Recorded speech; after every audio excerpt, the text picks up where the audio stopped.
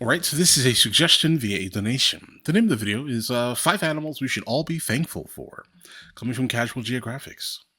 Let's check it out.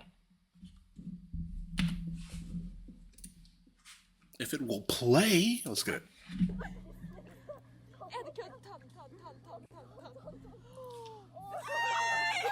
Oh!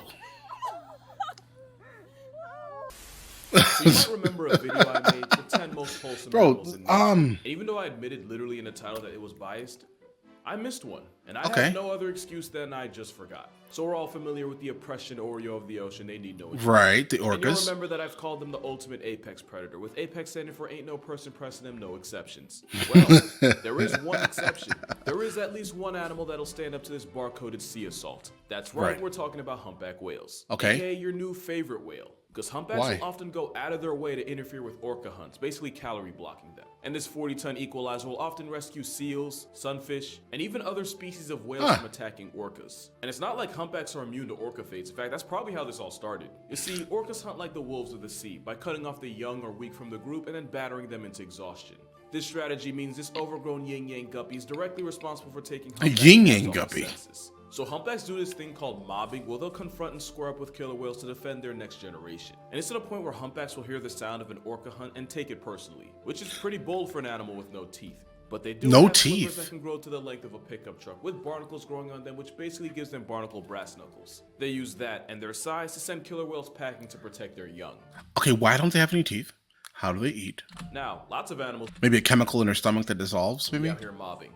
And it's not exactly crazy to see an animal defending one of its own. Except, they don't just do this with their own. In 2009, a pair of humpback whales rescued a crab-eater seal from a pack of orcas that was about to make it into a memory, which they did by harassing the orcas until they eventually gave up. A week later, a humpback bailed out a Weddell seal by rolling onto its back and placing the seal on its belly after the ops of the ocean had knocked it into the water. And in 2012, a pair of humpback whales attempted to rescue a gray whale calf that had been separated from his mother by a pod of sea pandas. And even after the baby whale was reverse born, the two humpbacks proceeded to harass the orcas for the next 6 hours. Think about that. They could have been doing anything else with their time, and they actively chose to help out a different species. Okay. Now you can argue it's instinctual. Adult humpbacks will often escort a mom and calf pairs to... Okay, so I'm gonna go ahead and guess that they're probably extremely intelligent. They're the most vulnerable to orca attacks. And it's possible that whales naturally defend any calves being attacked by orcas. If there are no calves around, they just defend the next best thing, which I guess in some cases might be a seal. But that leaves one big question. Why?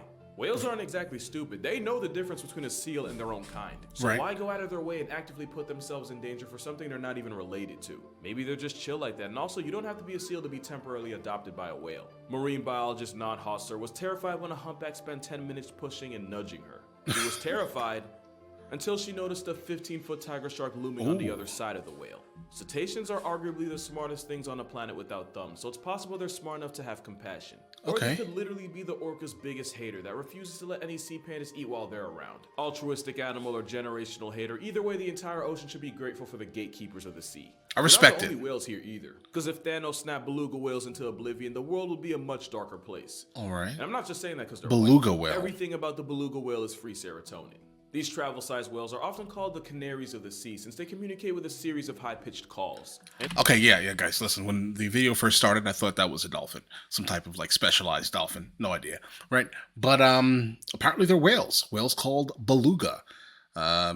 Anything to do with... Do we eat beluga caviar? No, it can't be, bro. And it sounds nothing like anything that should come... Guys, listen, whatever.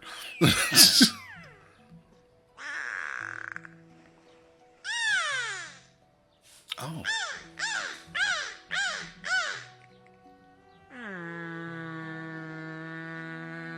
Now I know some person's gonna say I shouldn't call an animal cute because I'm assigning human traits to an animal. Right. That it's pretty adorable, bro. I'm not even gonna lie, that was, for me, that was pretty adorable, bro. Even a time where Navy divers were working underwater on a whale enclosure. The supervisor would communicate with the divers through an underwater device called a wet phone. Well, one of the divers climbed out and was confused because when he asked who told him to come up, everyone said they hadn't said anything to him. Well, turns out one of the beluga whales named No-See did. When the supervisor wanted one of the divers to surface, he would just say out. No-See heard this, memorized it, and mimicked it so well that the diver swore it came from a human until No-See did it again. And he somehow managed to repeat it several octaves lower than what belugas usually use to communicate. Yeah, they're that smart. Parrots and ravens can be trained to mimic human speech, but No-See did it spontaneously and just for the memes. And it's not just a fluke. Beluga brains are twice the size of a human's with more folds in the area responsible for problem solving. It's how a beluga whale can be smart enough to play fetch with your phone. They're also natural extroverts that can travel in... Okay, so you found 2 videos of these whales helping someone out who dropped their phone, bro. So I'm guessing this is commonalities here. This is just what they do. They help people with phones in the ocean. 10s, 20s, and sometimes That's a little... hundreds.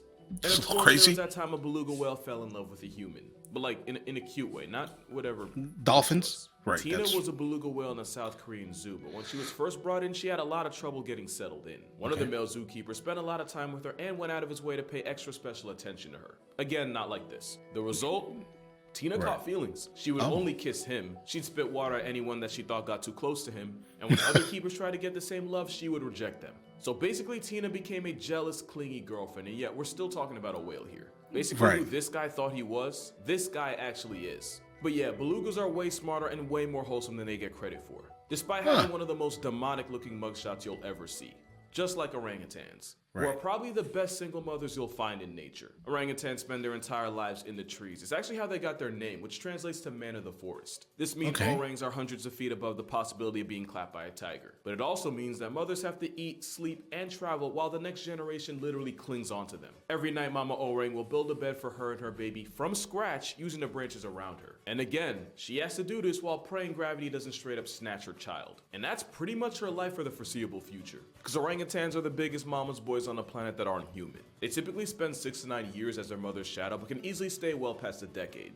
Because being a ginger tree gorilla has a high learning curve, orangs spend all this time learning how to orangutan from their mothers. But sometimes they choose to just not leave at all. And with the cost of rent, who could blame them? And while the sons usually dip out far and wide to start their own lives, the daughters usually stick around close to where their mothers raised them. They'll even visit their mothers every so often and even help out with any younger siblings. But honestly, the most wholesome thing about them is that this man is still able to walk. Okay, we saw this video. If Bigfoot would have folded him like a lawn chair, I don't think anyone would have blamed her. Honestly, with orangutans in general, if they really wanted to rock our world, they could probably do damage. Like, you remember the orangutan that figured out how to pick locks and escape his enclosure and use this knowledge to flex on his zookeepers? No, I don't. I'm sorry, I don't remember that guy. If Fu Manchu had a malicious bone in his body, he probably would have caught a body. So we should all be thankful that orangutans are like the underachieving genius of the great ape group. Because if Planet of the Apes ever becomes nonfiction, I'm going to be way more worried about what Maurice might try to pull than whatever power trip Caesar might be on. Orangs would be the ones to discover 4chan and dox anyone they think might be a threat. And if we ever get to that point, going off the grid with a service like NordVPN might be your only option. Don't do it to me. Oh. For your data and protects your identity by hiding your identity. Disappear. Orangutans are endangered mostly due to habitat loss and poaching. But it's also possible that they've been using NordVPN to connect to one of thousands of different servers across countries all over the world, and that they've been hiding. They may be doing that, guys. You never know. Something. Because even though they're typically found in Borneo and Sumatra, with NordVPN, a server 3,000 miles and I do mean click, because with Nord, you don't ever have to feel like you sold your speed for security. Additionally, with NordVPN's threat protection, you can enjoy it anywhere. So to get the most out of your streaming service, additional 4 months. And with NordVPN... Well, I mean, listen, I'll give the man's link, though, obviously. Right. Check out the link if you need it, obviously. That guarantee, it's happiness. Because let me tell you, depression here's the Undertaker's theme when this ginger beef pulls up. Honestly, I didn't know a lot about Highland cows before this. They're here almost entirely because of their looks. They're the oldest registered breed of cattle in the world, and they originated from Scotland. But with their ketchup smear haircut, you probably already knew that. If you had the chance to change your... That's disrespectful. That's disrespectful, bro. Originated from Scotland. But with their ketchup smear haircut, you probably already knew that. If you had the chance to change your fate, would ya? Looking in the face, cow. But let's talk about that. That shaggy fur coat means they can eat all the freezing weather the Scottish Highlands have to offer, especially rain and snow. And having buffalo bangs is believed to protect their eyes from pestering flies, while also making them look like the 5th beetle. Even though I literally just said ginger, they come in a lot of flavors, including white, black, silver, red, dun, etc. But the real reason they're here? They're basically the capybara of cattle. And like the capybara, they have no business being this unproblematic. They used to have to deal with dangers like bears, wolves, coyotes, and even mountain lions. And you'd think that they'd use that generational trauma to justify road raging at anything with a pulse. But the most dangerous thing about them is that if you get their attention too quickly, they might just accidentally clothesline you. But even that's more on you than... Okay, so we never sneak up on them. The violence they cause is strictly an accident. And since their insulating fur helps keep them warm, even in some of the most unforgiving weather, They don't have to compensate by packing extra fat, since that means they don't completely crush the plants under them, and since they're considered light grazers that only eat the tops of grass instead of cutting it all the way down, that means this cow manages to even be a friend to grass. It's pretty much a tank with golden retriever software running it. And we should be thankful for them just existing. This last animal is going to sound random, but once I give you his full backstory, it'll make sense. So let's talk about Pale Male. Nah, not the guy from the movie High School Really Had No Business Showing. Pale Male was a red-tailed hawk that moved to New York City in the early 90s. At first, he tried nesting in a tree, but then got evicted by a neighboring family of crows who I guess wasn't accepting of his kind. And I'm guessing one of their names was Jim. So he decided to settle on a building on 5th Avenue. Oh, Jim.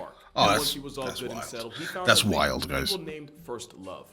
They 100% jinxed her because she would become injured and was moved to a raptor rehab center in New Jersey, and evidently PM would rather start all over than move to New Jersey. I'm from New Jersey, I can make those jokes. But while she was gone, he found a new mate, this one a young female named Chocolate. You can just call that an entanglement. The first time parents struggled to bring up their kids, but eventually would successfully raise 3 chicks who would go on to live in a nearby park. And a little while after that, a car would turn. Guys, his references are wild. Chocolate collided with it on a New Jersey turnpike. But one could argue that was her fault for being in New Jersey in the first place.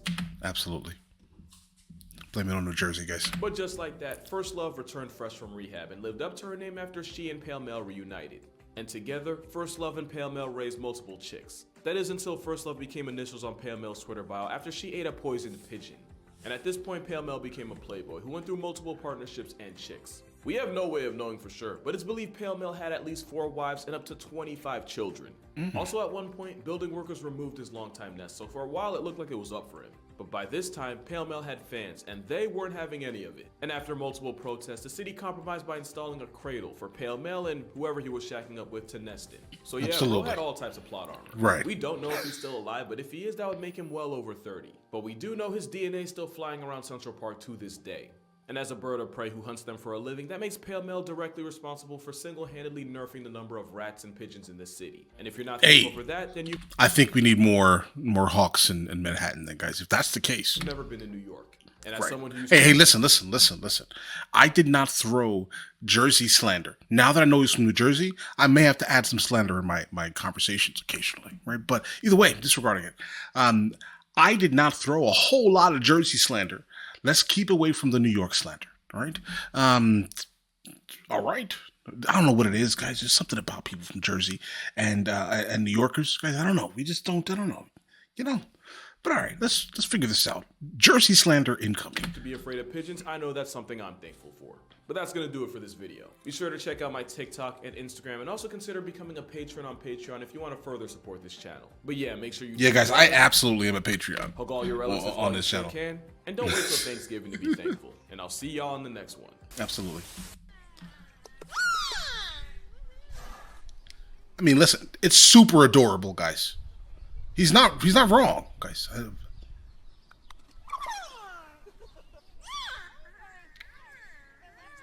They just swallow the fish. They don't like chew it or anything. All right, guys, we're here. Listen, let me know in the comments the next one of these from him that I should be checking out, and I will get into that as soon as I possibly can. All right.